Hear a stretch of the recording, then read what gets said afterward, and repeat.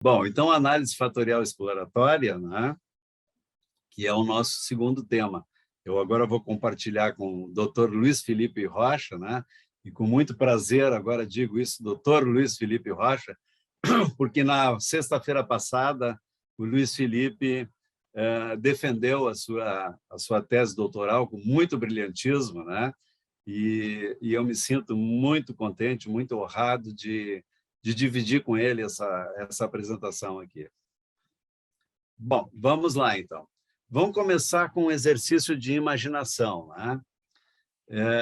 Imaginem vocês que as pessoas tenham um bom desempenho em testes variados, como, por exemplo, testes escritos e também, né, escrever, ou fazer contas, aritmética, química, arte e tal. Né? E, de repente, essas variáveis estão correlacionadas entre si, né? Muito correlacionadas. Vejam que parece que tem alguma coisa por trás disso, né? Quer dizer, alguma habilidade extra nessas pessoas, alguma habilidade que a gente não consegue ver. Né? Como é que pode essa criatura ser tão boa em aritmética, em química, em arte, em escrita, em alemão, em música? Né? A gente ficaria pensando, o que é isso? Não é? O que acontece com essa pessoa? A gente poderia pensar, é inteligência? Inteligência é uma variável psicológica, cognitiva, né, de nosso grande interesse, trabalhada aí por inúmeros estudiosos, né, na psicologia. Seria alguma coisa assim, é uma habilidade que essa pessoa tem, não é?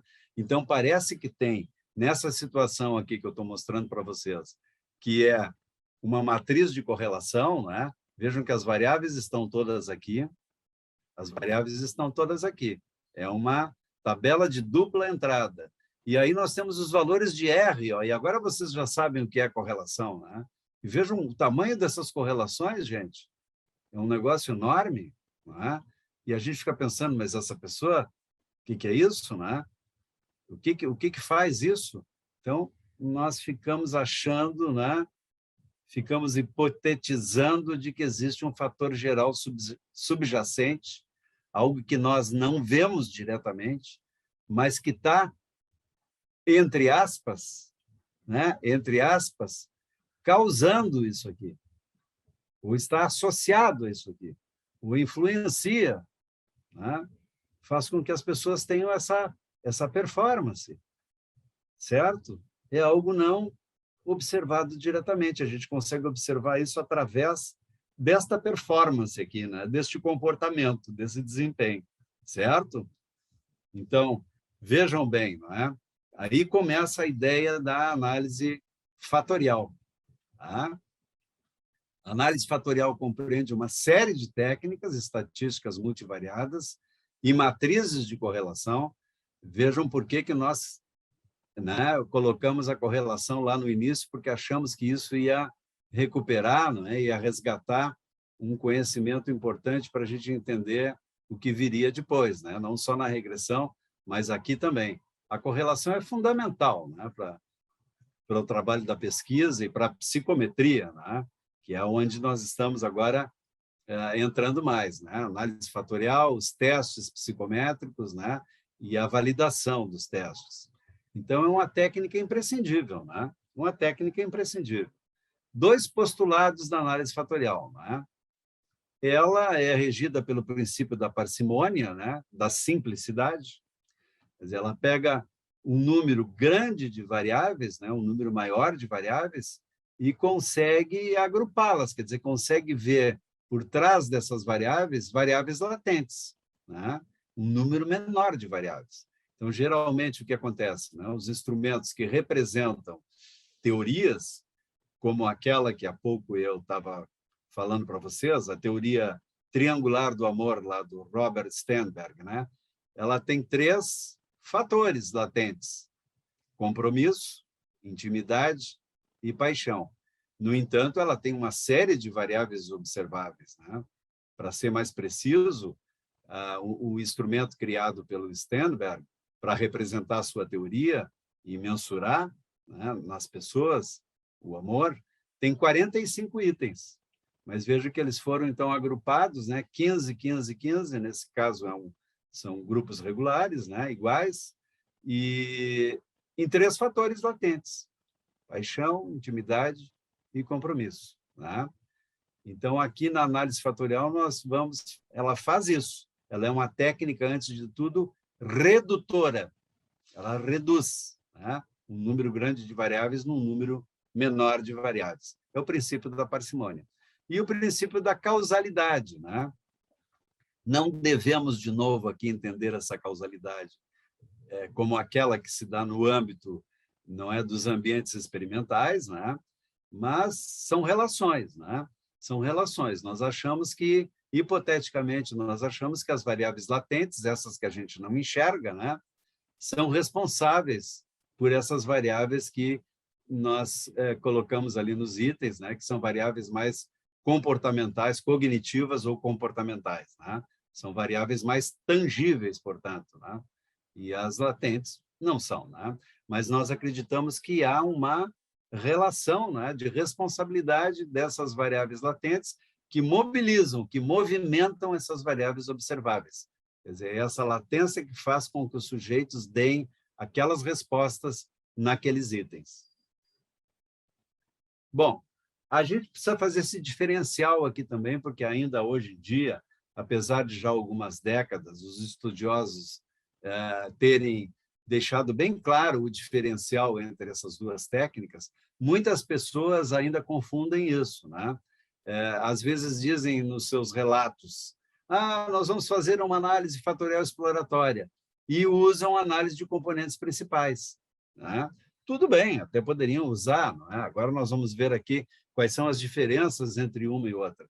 É muito importante a gente ver essas diferenças, tá? A análise de componentes principais é uma coisa, a análise fatorial exploratória é outra. Eles têm muito em comum? Tem, mas também tem diferenças.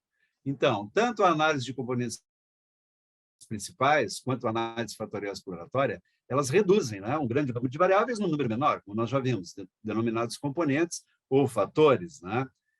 Contudo, a ACP, né, análise de componentes principais, está baseada apenas na correlação linear das variáveis observadas e não diferencia variância comum, variância exclusiva e variância de erro entre os fatores. Quer dizer, na ACP não se consegue ver isso, né? Uma análise fatorial exploratória genuína, nós temos acesso a essas informações. E, evidentemente, nos interessa sobremaneira essa variância comum que é compartilhada entre os fatores, né? Então, aqui a gente pode ver nesse quadro, né? A gente pode ver aqui que em amarelinho está a variância total. É isso que a análise de componentes principais nos fornece. Mas, no entanto, existe uma variância comum, né, também chamada de comunalidade. E existe também essas variâncias aqui específica e a variância de erro, tá? Então, veja bem, o que é a comunalidade? É a quantidade total de variância que uma variável, que um item, compartilha com todos os outros que estão incluídos na análise fatorial, né? Isso é a comunalidade, que é representada por H2, né? Se um item pertence àquele fator, ele vai mostrar aqui um valor bastante elevado, né? Ele é bastante correlacionado com aquele grupo, né? Ele é daquela família, ele é daquela tribo, né? Ou não, né? Ou terá uma comunalidade baixa, porque ele não é daquela tribo. E aqui, além disso, nós temos, né, uma variância que não é comum, que é uma variância específica, e também temos erro, né? Temos variância de erro. Temos um outro gráficozinho aqui agora, que pode nos deixar ainda mais claro isso, ó. Então, veja que aqui no B, ó, aqui nós temos 3 variáveis, né? Imagine que fosse aí o compromisso, a intimidade e a paixão, né? Então, aqui nós teríamos, ó, o que é compartilhado entre os 3 fatores, né? E aqui no A nós temos variâncias que são exclusivas, que são específicas aqui dessas variáveis, né? E, além de tudo, nós temos um negócio que está fora aqui, né? Que é o erro, que não é explicado. Quer dizer, uma parte da variância é explicada pela interação das 3 variáveis, uma parte da variância é explicada pela variabilidade de uma variável só, né? Que são esses As, e uma outra parte a gente não tem explicação. Tudo que a gente não consegue explicação, aquilo que sobra, que é resíduo, é erro. Nós chamamos de erro, porque a gente não sabe dar nome àquilo, né? Aquilo é o erro, é o que não está explicado. Tá? Bom, o uso da análise fatorial na psicometria, né? Quando os pesquisadores projetam os seus testes, criam os seus testes, né? Eles, então, constroem itens que seriam relacionados, né? Porque estariam ali para representar determinados construtos, né? Então, se eles medem o mesmo construto, eles são daquela tribo, são daquela família, né? Eles têm aquele DNA ali, né? E nós poderíamos apenas olhar uma matriz de correlação desses itens, né? Depois que os sujeitos respondem, a gente vai ter lá a possibilidade de ver uma matriz de correlação, a relação dos itens entre si, né? E aí a gente poderia, olhando esses valores de correlação, dizer, esse aqui é mais parente desses, esse é mais parente daquele, né? Aqui, por exemplo, então aqui nós temos, ao invés de itens de um questionário, nós temos alguns itens aí do trabalho aí nas organizações, né? De uma loja, do comércio e tal. Veja que esses itens estão aqui, variável 1, 2, 3, 4, 9, né? E eles estão aqui também nessa tabela de dupla entrada, que nós sabemos, aqui temos uma matriz de correlação, quer dizer, a correlação de uma coisa com a outra, né? E aí nós vamos procurar os parentes aqui, né? Quem é parente de quem aqui, né? Veja que olhando assim, embora a gente só tenha 9 variáveis, né? É uma matriz já um pouquinho grande, né? Fica meio difícil no olho determinar isso, né? Então, o que a análise fatorial faz? Ela nos mostra onde é que as coisas estão, né? Ó, então, agora aqui, né, nessa parte achurada, né, a gente tem justamente onde estão as famílias. Ó. Tá vendo? Ó, olha aqui o valor da correlação. Né? 77, 77, 71, né? E tem outros valores aqui que são muito menores e, portanto, embora tenha alguma relação, não é uma relação assim que indique que o sujeito seja realmente daquele fator. Né? Então, aqui a gente está vendo que, nesse exemplo, eles colocaram aqui como se tivessem 3 fatores. Né? Esse último está meio pobrezinho, né? Porque teria um item apenas. Mas aqui a gente está vendo 2 fatores com mais itens, né? Com mais variáveis. Tá? É isso, basicamente, o que a análise fatorial faz. Né? A gente joga tudo lá dentro e ela separa para a gente. Né? Ela vai nos dizer, aqui tem um fator, aqui tem outro fator, e vamos ver, né, como é exploratório, vamos ver se isso vai coincidir com as ideias iniciais que a gente tem quando a gente está criando, por exemplo, o instrumento, baseado numa teoria, não é? Que nos guiou para que a gente possa construir aqueles itens, né, a serviço daqueles construtos que compõem esse modelo teórico. Né? Então, aí a gente vai ver se deu certo, né? Se o agrupamento foi aquele ou tem alguma coisa que nós precisamos corrigir, precisamos resgatar. Né? Então, aqui nós temos um teste psicológico agora. Agora não são itens lá de uma organização comercial, né? São itens, realmente são variáveis da psicologia. Veja que tem 10 itens aqui, né? A gente pegou isso aí no livro para dar de exemplo, né? Fazer algo embaraçoso em público, ser o centro das atenções, não se importar com os outros e tal, né? Parece, né, segundo uma pesquisa feita por esse Alexander, em 99, eles descobriram, né, que ali naqueles 10 itens existem 2 fatores. Tá? Então, estão os 10 itens aí, né? As 10 variáveis estão ali. Ó. Então, já viram que algumas estão achuradas, né? E outras não. Então, separando, ó, eles viram que tem 2 fatores. Né? Tem 2 fatores. E esses fatores seriam, né, eles identificaram como vergonha, quer dizer, 5 itens estão lá para representar a vergonha e 5 itens estão lá para representar a culpa. Então, é um instrumento que mensura vergonha e culpa. Tá? Bom, o desenho de uma análise fatorial exploratória envolve decisões básicas.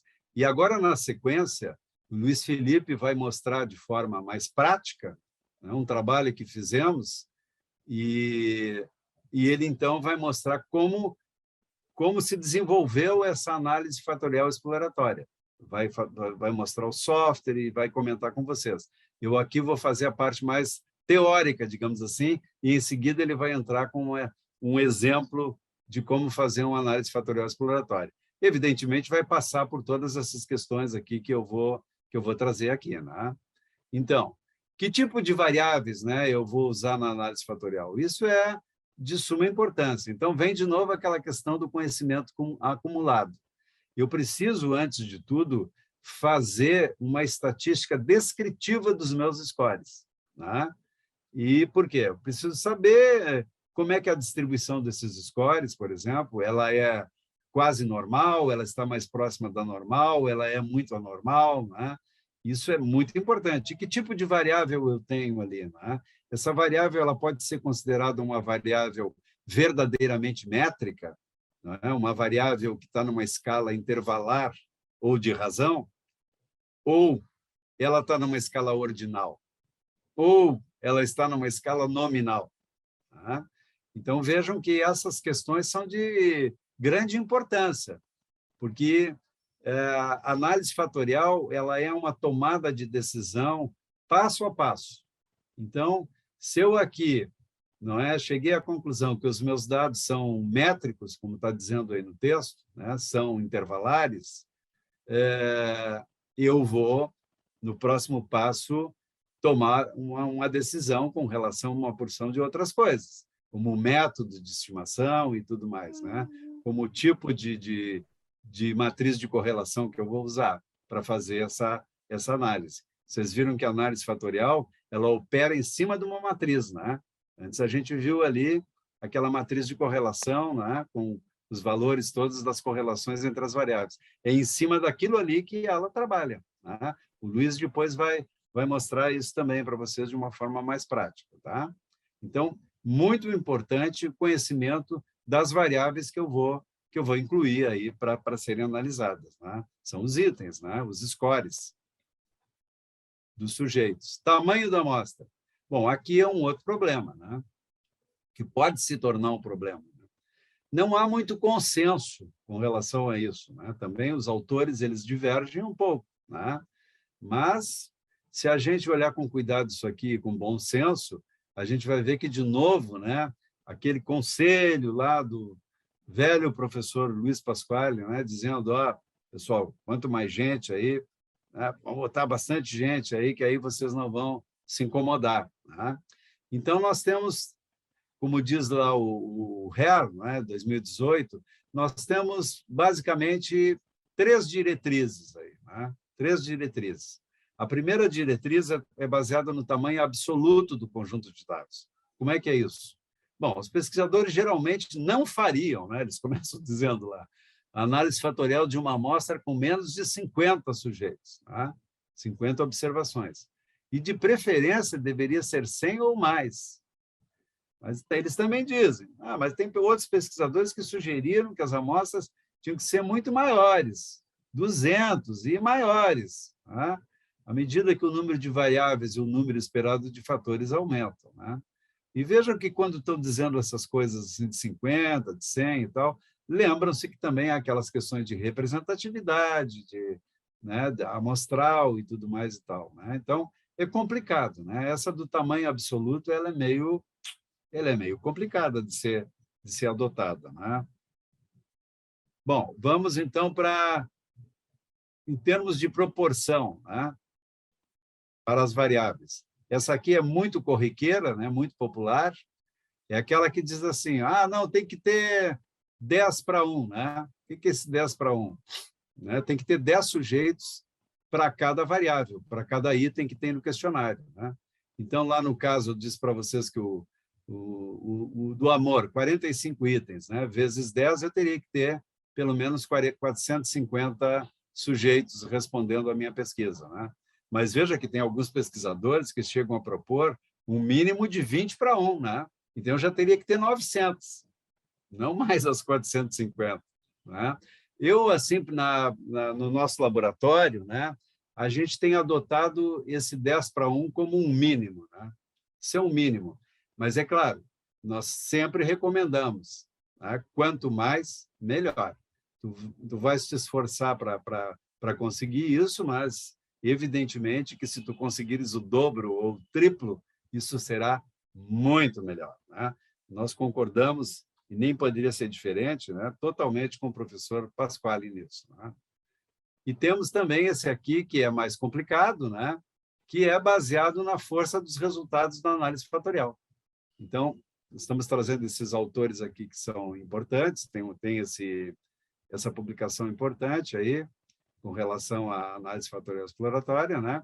Então, eles dizem assim, que o tamanho da amostra de 100 é suficiente se todas as comunalidades, a relação de cada item com os outros, forem de 70 ou mais. O que não é, às vezes não acontece, né? E houver pelo menos 3 variáveis com altas cargas em cada fator, né? Altas cargas, também acima de 70. Né? Vejam que primeiro eu tenho que fazer análise para ter acesso a essas informações, e aí ver se eu estou com uma amostra suficiente ou não, né? Então, vou ter que primeiro promover análises para saber como é que é essa comunalidade que eu tenho ali, né? E aí eles continuam, né? Como as comunalidades, quando elas caem, né, de 40 a 70, aí o tamanho deve ser pelo menos 200, né? Vamos mais adiante, ó. E se elas caírem abaixo de 40 e houver poucas cargas altas por fator, bom, então aí nós temos que ter 400, né? Entende? Então, essa é mais complicada, porque essa aqui é a posteriori, né? Quer dizer, eu faço e vejo, preciso de mais gente, não dá, né? E assim, acho que aquela diretriz número 2, né, bem inflacionada, acho que vai resolver bem o problema, né? Bom, em seguida, aí eu tenho a amostra, está tudo tranquilo, tenho os scores, já coletei os dados, vou começar lá a análise fatorial, né? Primeira coisa que eu vou ter que olhar novamente, né, é se a minha amostra, se ela é adequada para fazer análise fatorial. Se ela não for adequada, eu estou com problemas, né? Então, é um método para determinar essa adequação, né, da matriz de correlação. O teste de esfericidade de Bartlett, ele vai olhar, não é? E vai nos dar lá um resultado baseado em Q² e significância estatística do valor P, né? E vai nos dizer se tem condições de se fazer uma análise fatorial ali, né? Ele vai examinar a presença dessas correlações entre as variáveis ou itens e vai dizer, olha, não, há um potencial grande aqui de correlações, né? Há a possibilidade de que isso possa ser realizado, tá? O segundo teste de adequação, quer dizer, um preliminar, né? É um teste preliminar. Lembram-se que eu disse para vocês que essa técnica ela é, né, cheia de outras técnicas dentro dela, né? É um negócio múltiplo também, né? Então, tem uma outra técnica, né, que é esse chamado KMO, não é? Do Kaiser, Meyer e Olkin, que também vai avaliar esse grau, né, de intercorrelações, vai quantificar, né? E ele também dá uma saída, né? Ele faz um cálculo e esse índice que ele produz varia também de 0 a 1, né? E então ali a gente tem, né? Se o KMO der maior que 0,80, está muito bom, né? Maior que 0,70, tá. Essa classificação aqui ela está meio assim, como é que vamos dizer, rígida demais, muito exigente, né? Acima de 70 tá bem, né? E, bom, quando começa a cair, né, 60, 50 e tal, aí fica realmente complicado, né? Quer dizer, a gente deveria desistir, nesse caso até, de fazer essa análise fatorial e rever, não é? Ver a amostra, enfim, para poder retomar o trabalho, né? Acima de 70 é o que a gente gostaria sempre de ter, né? Quanto maior, melhor, né? 80, 90, melhor, né? E essa medida de adequação, a gente sabe que ela veja, de novo, a importância do tamanho da amostra, né? Por vários motivos, sempre o tamanho da amostra ele é importante, como eu disse para vocês, né? Evitar problemas mais adiante. Então, veja que isso aqui também aumenta com o tamanho da amostra, né? Também com as correlações médias, com o número de variáveis, com o número de fatores diminui, né? Então, tem algumas coisas que fazem, né, que ele é sensível, que essa medida é sensível, né? o tamanho da amostra é sensível, quer dizer, quanto mais gente, ela tende a aumentar, né? Se as correlações médias aumentam, ela tende a aumentar. Se o número de variáveis aumenta, também. Mas se o número de fatores aumenta, ela diminui, né? Então, ela é sensível a essas variações, tá? Então, vejam bem, né? Bastante gente é sempre bom, tá? Método de extração. Então, aqui, de novo, assim como lá na regressão a gente tinha métodos, né? Estratégias para fazer extração, né? Extração é justamente lá, né? Tem essa ideia de ir lá buscar os itens e tal e agrupá-los, né? Extraí-los de lá da matriz de correlação, né? Então, vejam que vai depender daquela minha análise da distribuição dos scores. É quase normal? Se for quase normal, né, eu poderia escolher um método, como está dizendo aqui, de máxima verossimilhança, por exemplo, que é um método que supõe-se dados normais ou quase normais, né? Mas, se não for, eu vou ter que escolher outros, né? Esses aqui são aqueles que estão ali fornecidos pelo SPSS, né? Máxima verossimilhança, principais eixos fatoriais, mínimos quadrados generalizados, mínimos quadrados não ponderados e essa fatoração alfa, né? Mas tem outras possibilidades em outros softwares, né?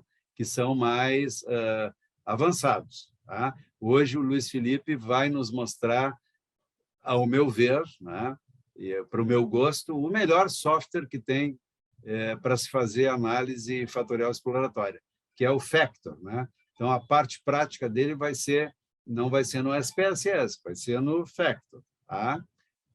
Bom, critério para extração do número de fatores. Vejam que até algumas décadas atrás, nós utilizávamos essa regra aqui da raiz latente, a regra de Kaiser, né? Dos autovalores ou raízes latentes maiores do que 1, certo? Então, não retenha nenhum fator que seja responsável por menos variância do que uma única variável, tá? A gente tem 30 itens, tem 30 variáveis. Então, se esse autovalor der menor do que 1, ele está sendo menor do que uma variável. Então, não pode ser considerado, né? Então, a gente escolhia baseado nisso, em autovalores. Agora, quando aparecer lá a parte prática, o Luiz Felipe vai mostrar essa tabela de autovalores, né? Porque o Factor ele gera essa tabela, embora ele tenha outros recursos, né? Que nós vamos ver aqui também. Bom, um outro recurso que era utilizado para a gente tomar a decisão quanto ao número de fatores a extrair, né? Era o scree test, ou também chamado teste do penhasco, né? Veja, esse é mais subjetivo, né? Porque ele é um gráfico, né? Como a gente está vendo aqui, e aqui a gente estaria vendo os autovalores, ó, né? E aí, então, a gente diria onde é que é o ponto de corte. Bom, aqui está abaixo de 1, não poderia ser, né? Mas veja que acima de 1, eu tenho vários aqui que poderiam ser fatores, né? Então, onde é que eu vou cortar, né? Vou cortar aqui, e aí vou dizer que tem 5 fatores, ou vou cortar aqui, né? E aí vou dizer que tem 8 fatores. Veja que, claro, tem a coisa teórica também, a sua expectativa teórica e tal, mas é uma técnica mais subjetiva, né? Subjetiva. E esse aqui também já foi comprovado, nessa regra de Kaiser, que ele tende a superestimar o número de fatores que, na realidade, existem ali naqueles dados. Então, o que aconteceu, né?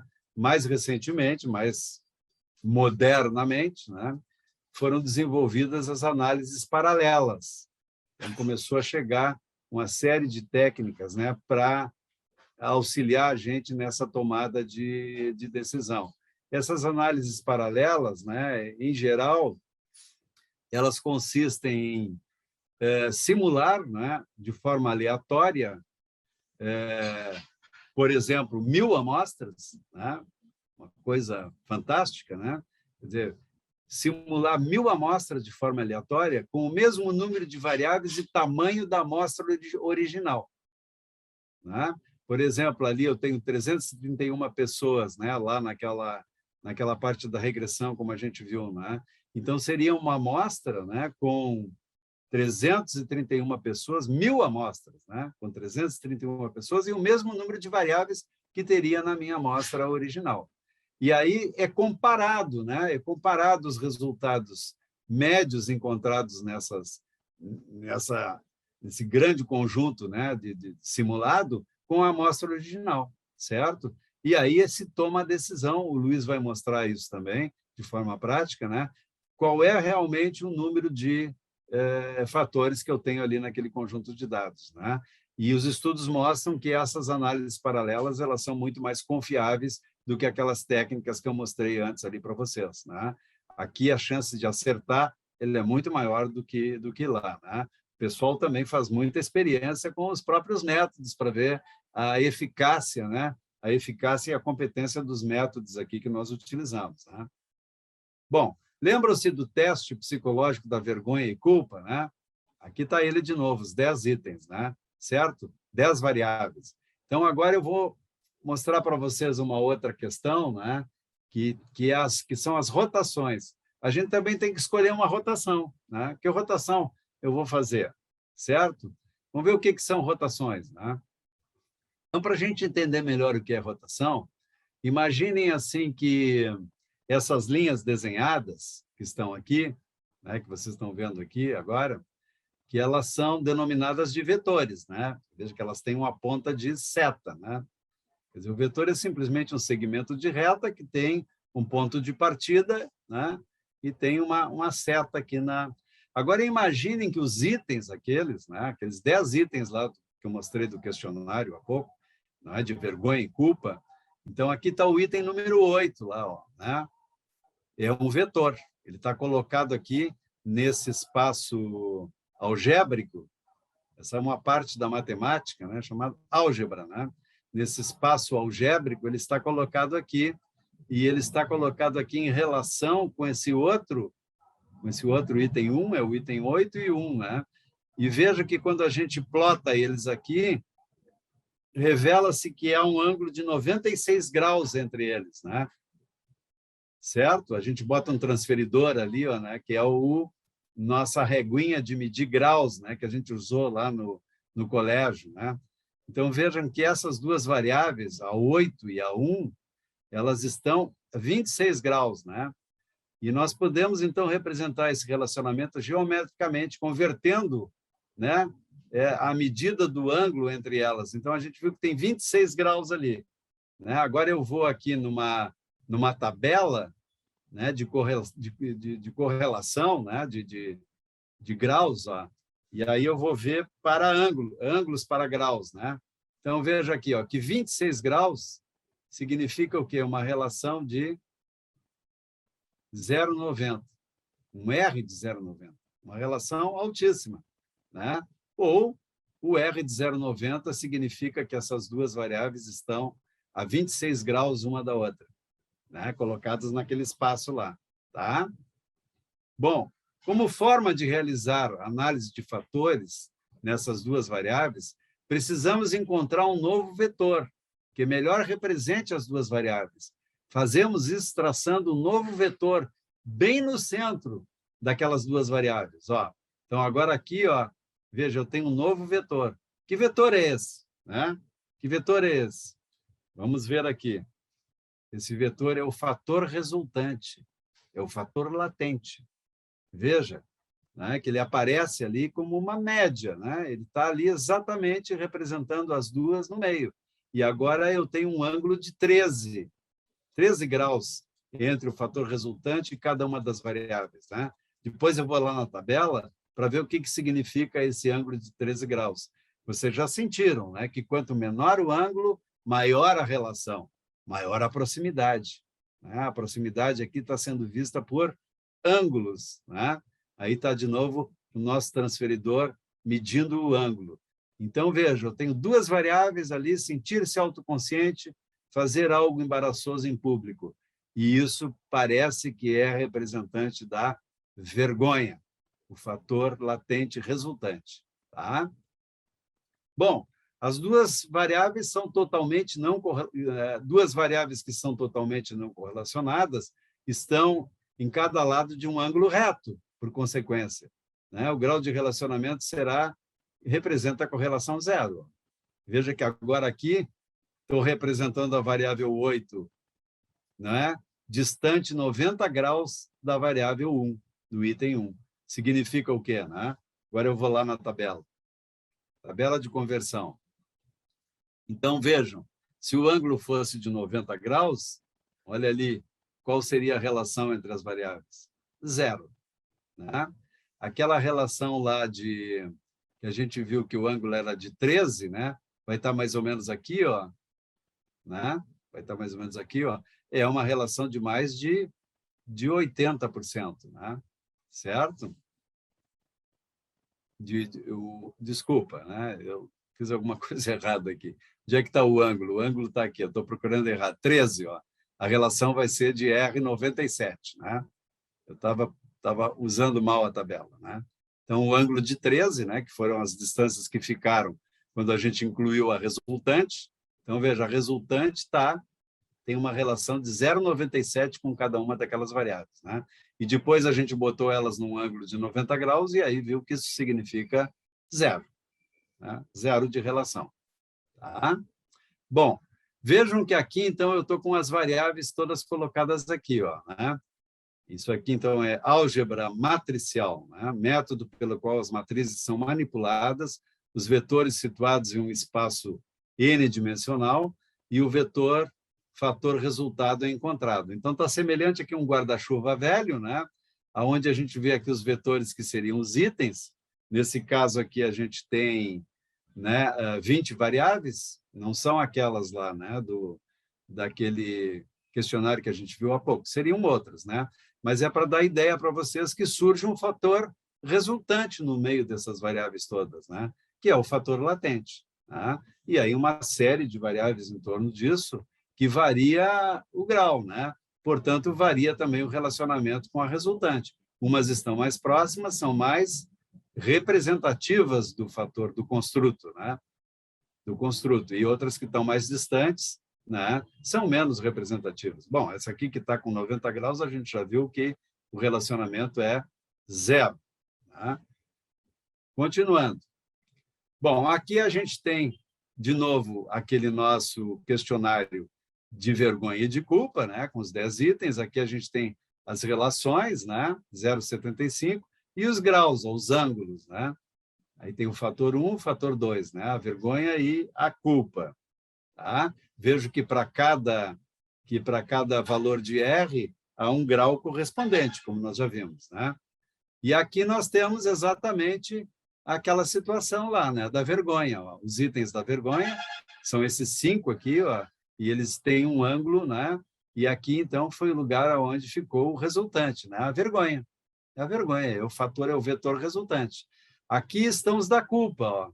Embora eles tenham um relacionamento com a vergonha, veja como eles estão mais distantes da vergonha, porque eles vão estar mais próximos, né? Ó, estão aí os da vergonha, ó.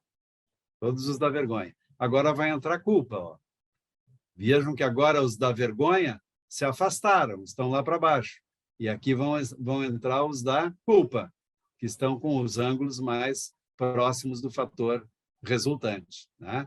Agora aqui estão os da vergonha, ó. Estão lá para baixo, porque o ângulo, né, com o fator culpa é maior, certo? Existem relações, mas nós já vimos, quanto maior o ângulo, menor é a relação.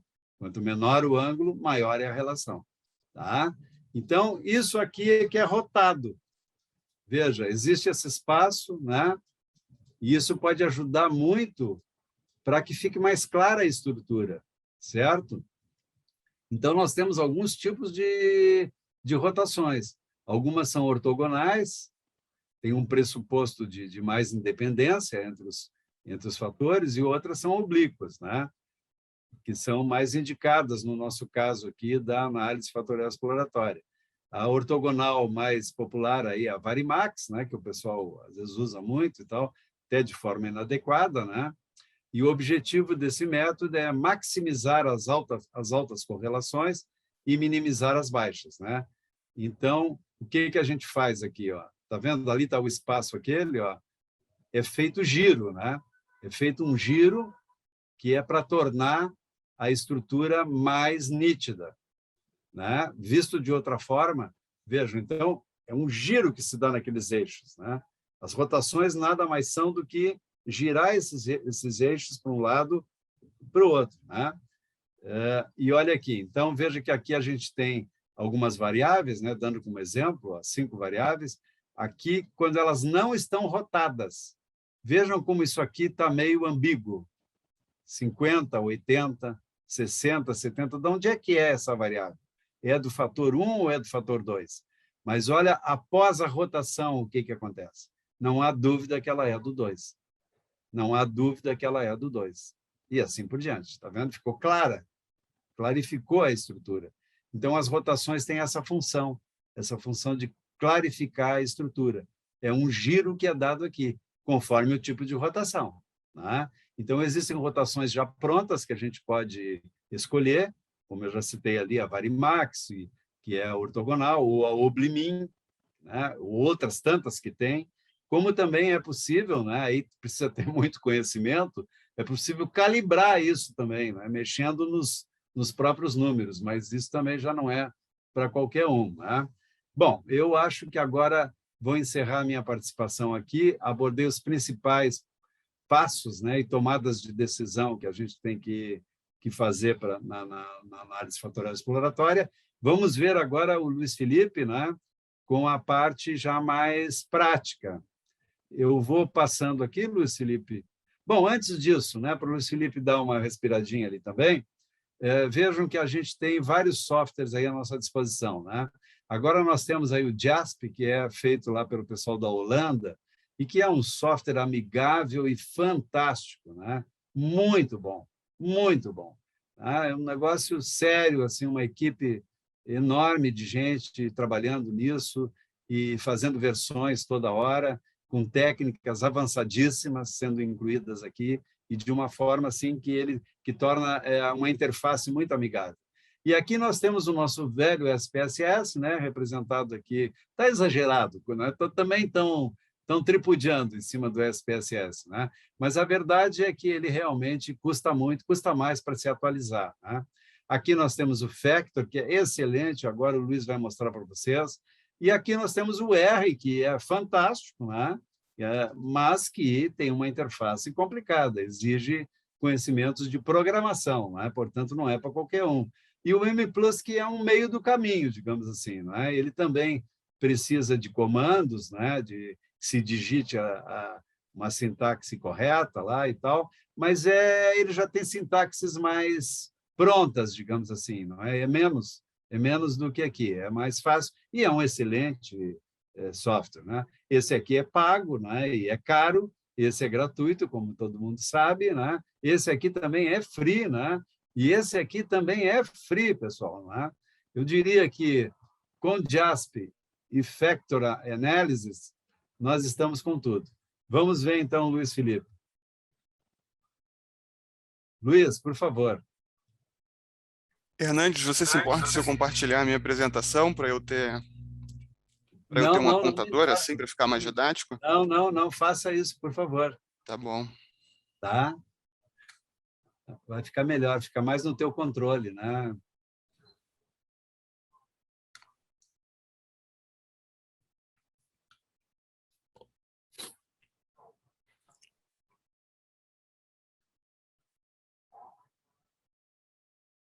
Já estamos vendo, Luiz Felipe. Pronto, peguei o meu apontador aqui. Vamos lá, então. Obrigado, Hernandes, pelo convite. Obrigado, Adriana e equipe pela organização. Vou apresentar aqui para vocês, a nível de exemplo, uma análise fatorial exploratória que fizemos em um dos meus estudos do doutorado, que, como o Hernandes disse, foi defendido há pouco tempo, e o Hernandes foi o meu co-orientador, e esse estudo ele já está aceito para publicação, então daqui a pouco vocês vão poder ter acesso a ele na íntegra, né? Porque aqui eu vou destacar mais a parte da análise fatorial.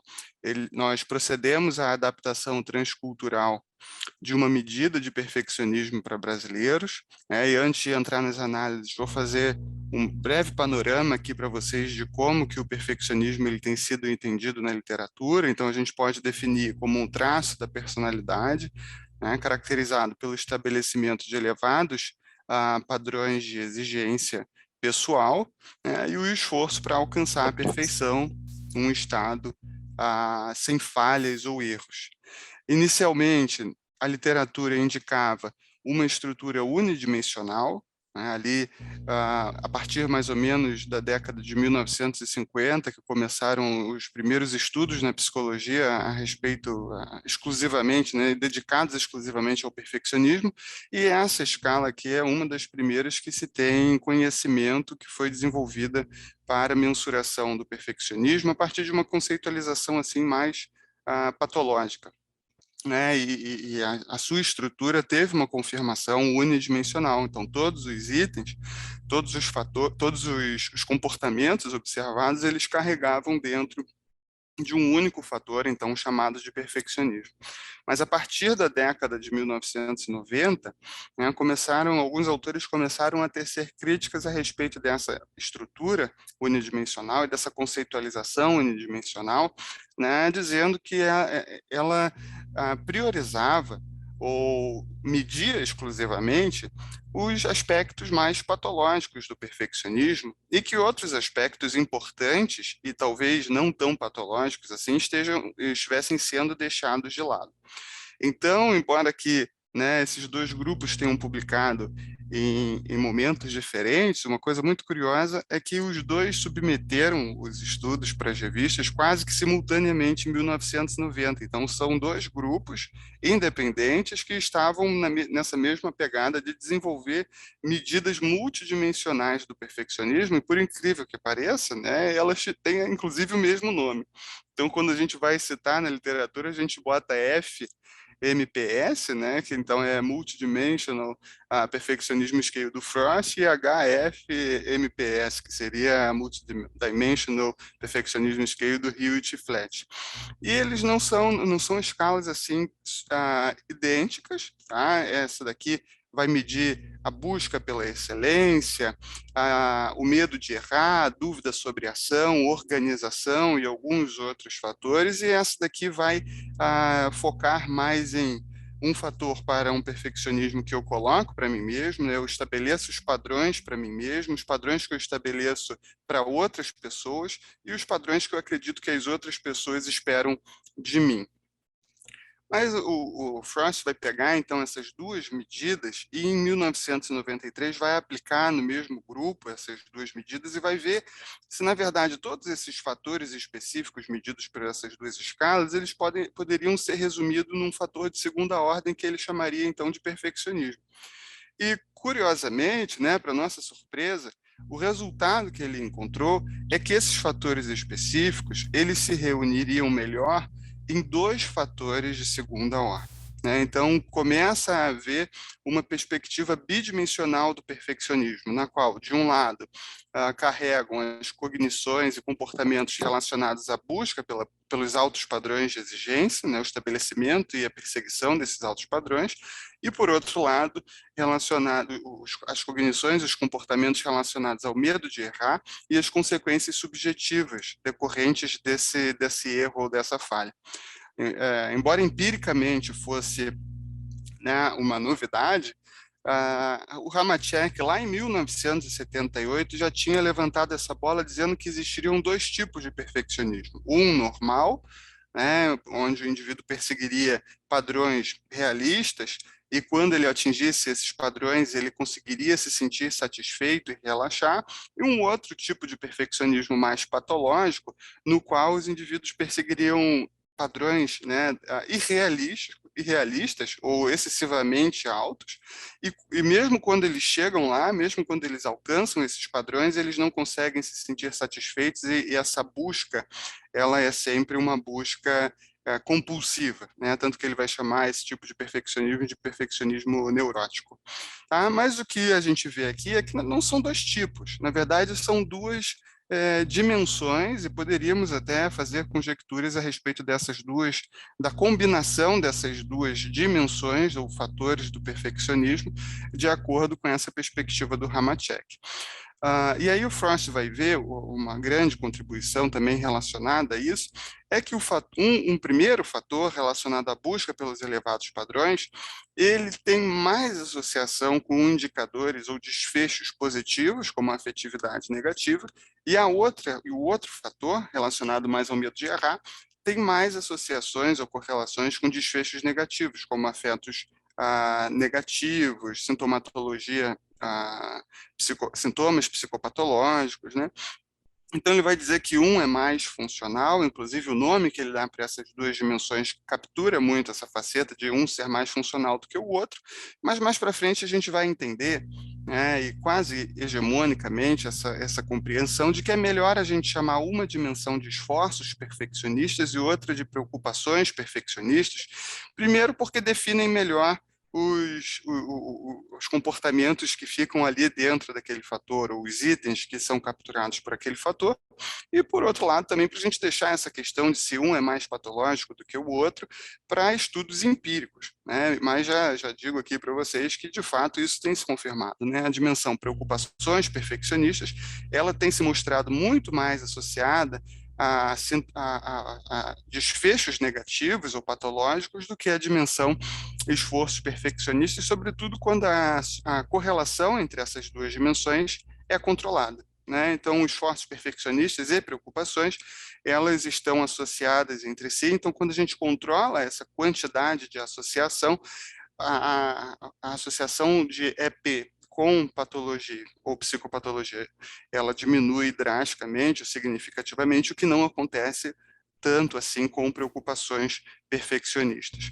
Em 2002, né, tudo isso estou levantando para chegar lá, porque em 2002, um grupo de terapeutas cognitivo-comportamentais vão criticar essas medidas multidimensionais, dizendo que, olha, vocês estão medindo aí alguns comportamentos e cognições que não são perfeccionismo, tem a ver, mas não estão dentro do guarda-chuva que a gente poderia chamar de perfeccionismo, como organização, né, como a expectativa que eu acredito que outras pessoas têm sobre mim, e aí eles desenvolvem um modelo que acreditam ser unidimensional do perfeccionismo, que eles vão chamar de perfeccionismo clínico. E no ano seguinte eles desenvolvem, então, um instrumento para medir a partir dessa conceitualização, então, teoricamente unidimensional, e para surpresa deles mesmo, né, essa medida, as análises fatoriais têm demonstrado uma estrutura bidimensional. Então, com o passar dos anos, desde 1993, a melhor estrutura para o perfeccionismo, independente da escala que a gente esteja utilizando, ela tem se mostrado, então, essa estrutura de dois fatores. Um capturando mais o esforço pela perfeição, a busca pela perfeição, e o outro o medo de errar, o medo de falhar.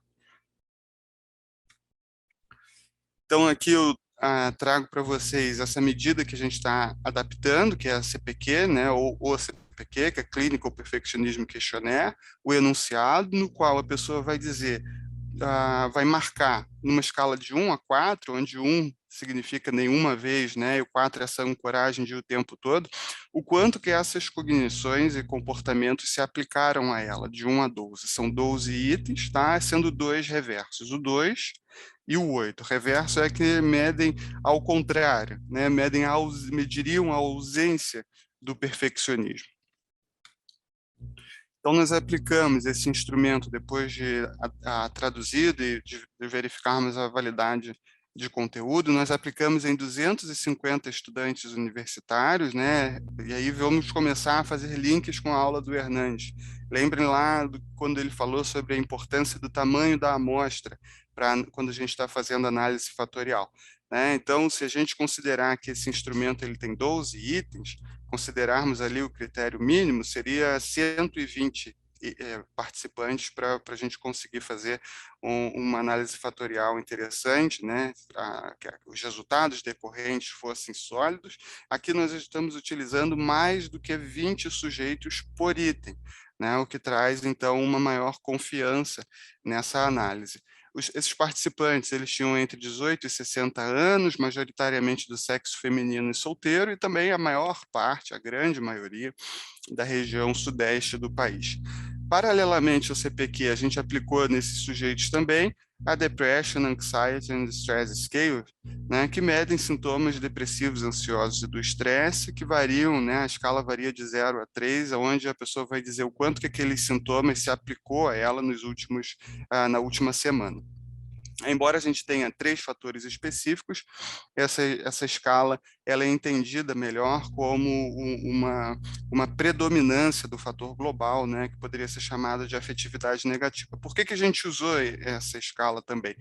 Além das evidências de estrutura latente, a gente verificar também um indicador de validade em relação a outras variáveis, né? Vou mostrar isso na prática para vocês daqui a pouco. Então, como o Hernandes falou, nós usamos o Factor Analysis, que é um software gratuito, nós podemos baixar hoje na internet sem problema nenhum, isso não é pirataria, né? Porque de fato ele foi desenvolvido para estar disponível gratuitamente, o que já deixo aqui os meus agradecimentos aos desenvolvedores desse software, muito interessante, né? Desenvolvido por Lourenço Serva e Ferrando, lá na Espanha, e aqui do lado a carinha dele. Tá? Quando a gente clica nele para abrir, essa é a carinha que ele revela para a gente. Deixa eu só tirar aqui a barrinha, pronto. Então, ele vai ter três botõezinhos para a gente executar, e aqui, né, claro, se a gente apertar aqui, a gente vai sair. Então, esse daqui não considerem nesse momento em que a gente está configurando a nossa análise. A primeira coisa que a gente vai fazer é clicar nesse botãozinho aqui para importar os nossos dados, né? Então, eu apliquei, tenho lá um banco de dados, né, onde tem as respostas dos meus sujeitos já codificadas de 1 a 4, tá? E eu vou mostrar no próximo slide como é a carinha de ler de importar os dados, mas em seguida, quando a gente importar esses dados, a gente vai configurar as análises, tá? Que eu também vou mostrar no slide seguinte, quando a gente vai definir quais são as especificidades das análises estatísticas que a gente quer que o software traga para a gente, e em seguida a gente vai computar, então, e ele vai trazer esses resultados. Bom, então aqui esse é o template, essa é a carinha, né, de quando a gente pede lá para importar os dados. Aqui vai vir zerado, zerado, aqui também em branco, tá? E aqui a gente vem em browser, ou procurar, e vai achar a nossa base de dados, que eu sugiro que você tenha ali só as respostas mesmo dos itens que você quer fazer a análise fatorial. Como assim? Bom, eu disse para vocês que eu apliquei 2 instrumentos, né, o CPQ e a DAS21.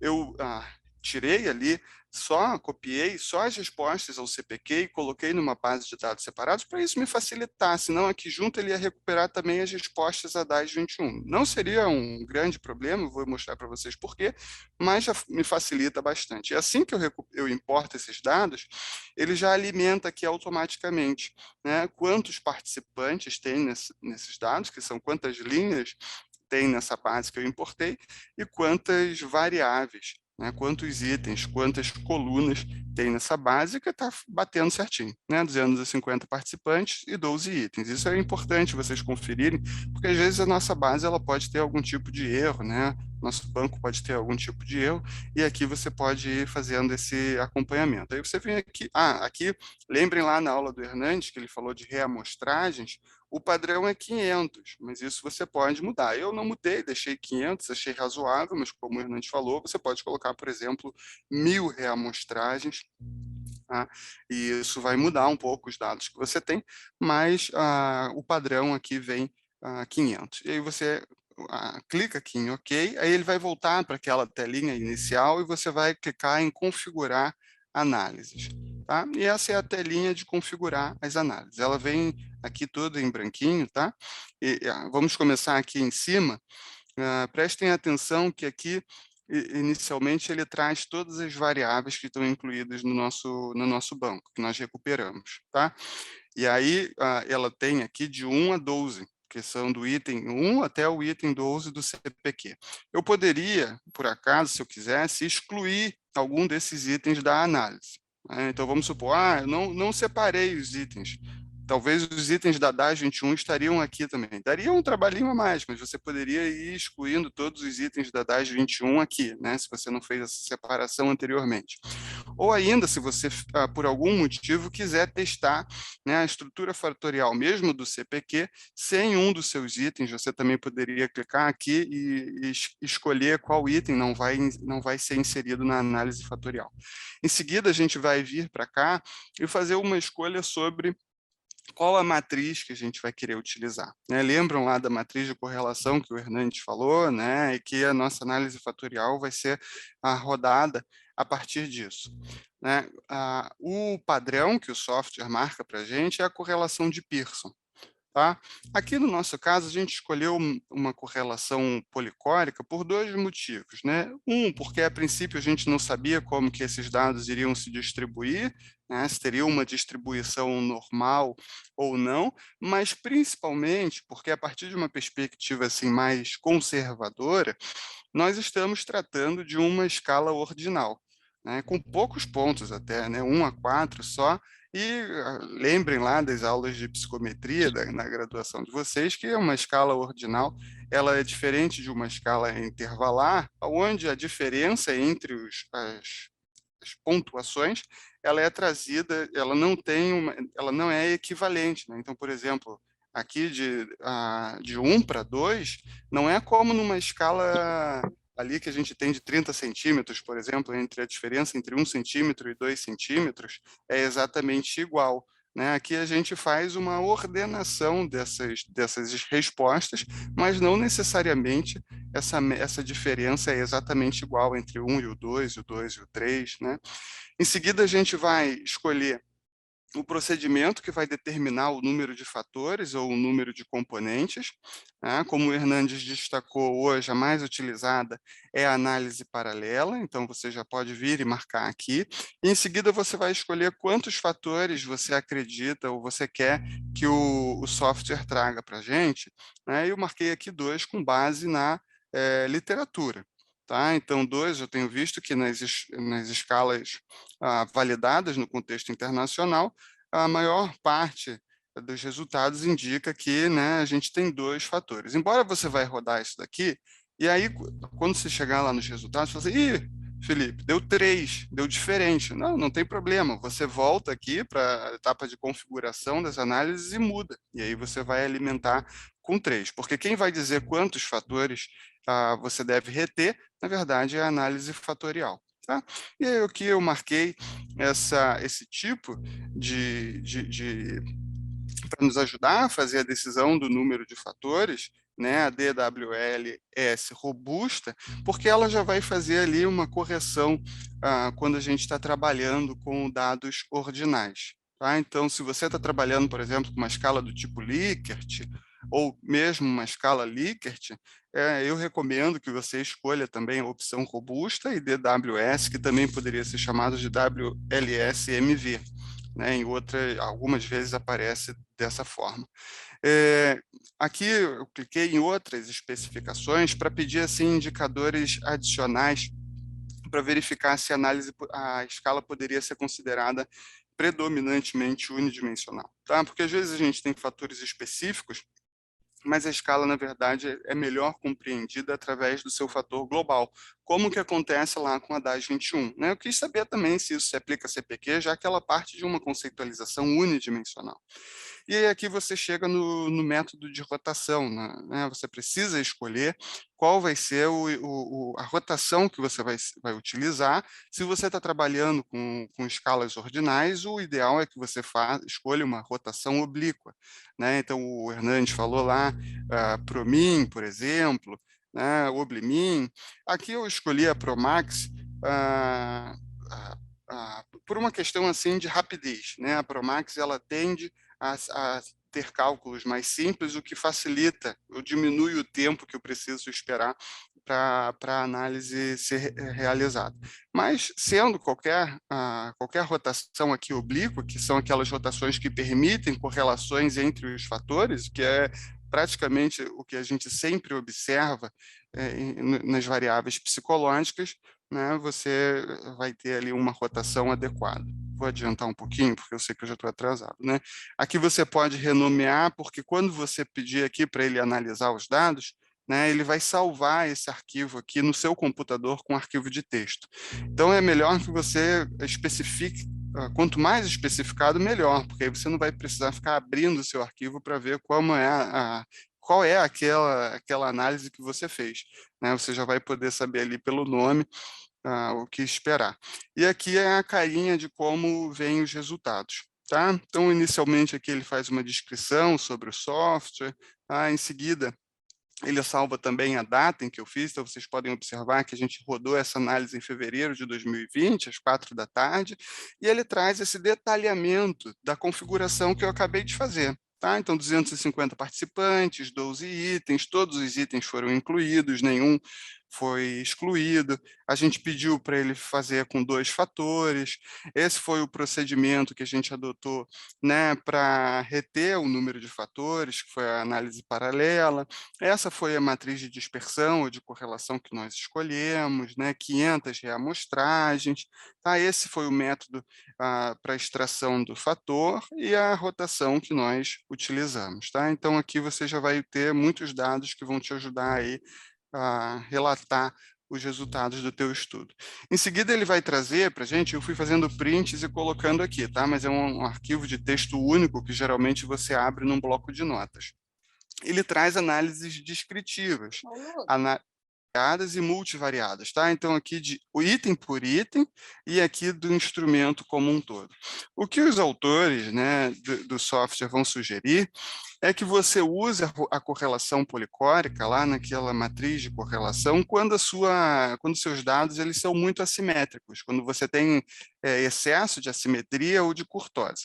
Se você tiver, né, se esses dois indicadores, esses dois índices estiverem abaixo de 1, então ele recomenda a utilização da correlação de Pearson e traz, inclusive aqui, que acabou ficando cortado, mas no seu dado vai trazer, um estudo que você pode usar, inclusive, quando você estiver descrevendo os seus dados, né, se você optar por tomar essa decisão, o que nós não fizemos. Vocês vejam que nossos dados não têm uma simetria, uma curtose muito grande, só um índice aqui da curtose que ficou acima de 1, mas ali quase que cravado no 1, né? Se a gente arredondar, ele está em 1. Então, a gente poderia utilizar a matriz de correlação de Pearson, mas a gente preferiu manter a policórica por se tratar de dados ordinais, para ser algo assim mais conservador. E aqui nas análises descritivas multivariadas, a gente pode observar também que os nossos dados eles não têm uma curtose, uma simetria assim extremamente elevada que fuja muito da distribuição normal, né? Tanto que a curtose aqui ela não foi significativa. Em seguida, ele traz para a gente a matriz de correlação, tá vendo aquilo que o Hernandes falou, que é muito difícil a gente fazer uma análise a partir disso. Quanto mais itens você tiver no seu instrumento, mais difícil vai ficar, embora a gente possa observar aqui, por exemplo, né, individualmente, o item 1, ele tem uma correlação muito próxima a 0 ali com o item 2, uma correlação fraca com 3, com 4, com 5, com 6, com 7, uma correlação próxima a 0 com 8, né? E vai ser com base nisso que as análises que vão seguir na análise fatorial exploratória vão nos dar um resultado. Recuperem aqui esse conteúdo lá da aula teórica do Hernandes, né, da adequação dos nossos dados à fatoração. Então, aqui o índice do Bartlett, né, ele vai ser significativo e o KMO vai ser aqui fair, né, vai ser ali aceitável, adequado para uma fatoração. Então, mostra que os nossos dados eles podem, então, ser fatorados, a gente pode fazer análise fatorial com eles. Destaquei os eigenvalues aqui, os autovalores, como o Hernandes falou, geralmente isso era utilizado antigamente, então se vocês pegarem ali estudos da década de 1990, mesmo da década de 2000, vocês vão encontrar que os autores estavam utilizando esse método para determinar a quantidade de fatores que eles estavam retirando, adotando números aqui de altos valores acima de 1. Por acaso, aqui a gente tiraria 2 fatores, né, porque o 3 já está ali, ó, quase próximo de 1, mas mesmo assim abaixo de 1, então não seria adequado, a partir desses indicadores, a gente tirar 3 fatores. O mais adequado seria 2, embora a gente já tenha visto na aula do Hernandes que a gente não costuma mais usar esse indicador para decidir quantos fatores a gente vai reter. A nossa decisão maior é feita aqui com base na análise fatorial, com base na análise paralela, né, que vai comparar a variância explicada real, né, dos meus dados com a variância dos dados aleatórios, né, com aquelas reamostragens, com os dados simulados. Então, se os meus dados, o meu fator, né, está trazendo uma variância explicada maior do que a variância simulada, então eu posso reter essa quantidade de fatores, que aqui no caso a gente vê que são 2 fatores, né? A recomendação é que a gente retenha 2 fatores, porque se a gente der uma olhada aqui no 3, né, a variância explicada da amostra, das reamostragens, né, dos dados simulados, já é superior à da amostra, a variância explicada dos meus dados, né, da variância explicada real. E aqui com 500 reamostragens, tá? Em seguida, né, ele trouxe aqui, no meu caso, eu pedi aqueles indicadores, lembrem-se, para verificar se a escala poderia ser considerada predominantemente unidimensional. Eu já estou encerrando, né, e esse software é super incrível, porque além dos dados, ele ainda traz uma legenda, ele traz, assim, umas definições ou umas indicações de como você deve interpretar, uns critérios de interpretação, né? Então, o Nico, se a gente olhar aqui, ele sugere que acima de 0,95, então a medida seria predominantemente unidimensional, o que não se confirmou. A SV acima de 0,85, que também não se confirmou, e o Mi-real abaixo de 0,30, o que também não se confirmou. Então, mais um indicador que reafirma a multidimensionalidade do instrumento, tá? E aqui destaquei, isso aqui vai vir um abaixo do outro lá, tá? Eu botei assim nesse layout para ficar mais fácil de vocês avaliarem. Aqui a matriz não rotacionada, que o Hernandes apresentou lá na aula teórica. Vejam como é difícil a gente fazer interpretações com base nessa matriz, tá? Antes da Promax entrar em ação. E aqui a Promax entrou em ação para ajudar a gente. Olha como já fica muito mais claro de interpretar, né? Então aqui eu tenho as cargas fatoriais de todos os 12 itens para cada um dos 2 fatores que foram retidos. Tá? E aqui, ainda mais claro, para ficar ainda mais claro, ele traz para a gente essas cargas fatoriais dos itens em cada fator, omitindo aquelas que são abaixo de 0,30, né, que são cargas que não são assim tão significativas, não são substanciais daquele fator. Então, veja que aqui, por exemplo, era uma carga de 0,19, né, não é uma carga assim tão significativa que indica que aquele item deveria ser incluído naquele fator, então aqui ele exclui para a gente apenas para facilitar a nossa interpretação. Tá? Mas quando a gente vai relatar no estudo empírico, né, num artigo, por exemplo, a gente vai relatar tudo isso daqui, como vocês vão ver a seguir. E aqui o item 8 ele foi problemático para a gente, ele não carregou, ele não apresentou carga substancial em nenhum dos 2 fatores. E em seguida o software traz para a gente a correlação entre os 2 fatores. Tá? Então, entre esses 2 fatores aqui que foram gerados, então o fator 1 capturando esses 4 itens e o fator 2 capturando esses 7 itens, o quanto que eles se correlacionam entre si. Aqui, 0,37. Tá? Então, aqui como que a gente, uma tabela parecida com o que a gente reportou lá no artigo, com os itens de um lado, e aqui para facilitar, a gente colocou não na ordem que eles foram apresentados aos sujeitos, mas sim, primeiro, todos os itens que carregaram no fator 1, depois todos os itens que carregaram no fator 2, e por ordem decrescente de carga fatorial. Vejam que a gente apresentou as cargas fatoriais dos 2 fatores, né, de cada item nos 2 fatores, mas a gente usou esse recurso aqui do negrito para destacar aquelas cargas substanciais, para facilitar o leitor também quando ele estiver lendo lá esse artigo. E a gente relatou também 2 indicadores de consistência interna, né, que a gente gerou no SPSS e que mostram assim a homogeneidade desses itens que são capturados por esses fatores, o quanto que esses itens eles estão medindo a mesma coisa, eles estão mesmo dentro do mesmo fator, e um ponto de corte assim, razoável para a gente adotar é 0,70, né? Então, vejam aqui que para esses dois fatores e nos dois indicadores que a gente está utilizando, eles são adequados, eles são relativamente homogêneos, né? Em seguida aqui, a correlação com a DAS 21, peço desculpa que acabou ficando aí em inglês, né, porque o nosso artigo foi publicado em inglês, eu acabei não traduzindo isso para vocês, mas aqui a correlação bivariada, que a Mariana trouxe para a gente, vocês vejam que os esforços perfeccionistas, assim como na literatura internacional, se correlacionaram de uma forma muito mais fraca do que preocupações perfeccionistas com os indicadores aqui de afetividade negativa ou de psicopatologia.